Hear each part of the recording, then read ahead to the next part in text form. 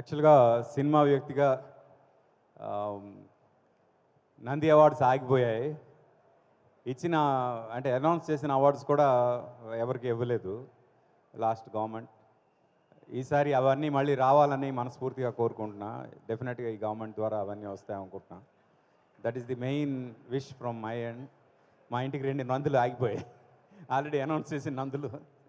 అవి కూడా వస్తే బాగుంటుందని ఫీలింగ్.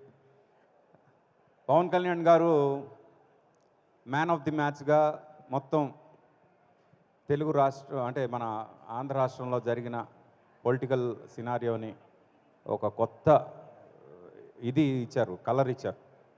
కులాలకు అతీతంగా అందరం కలిసి ఉంటే డెఫినెట్గా విజయం మనదే అనే ఫీలింగ్ తీసుకొచ్చారు.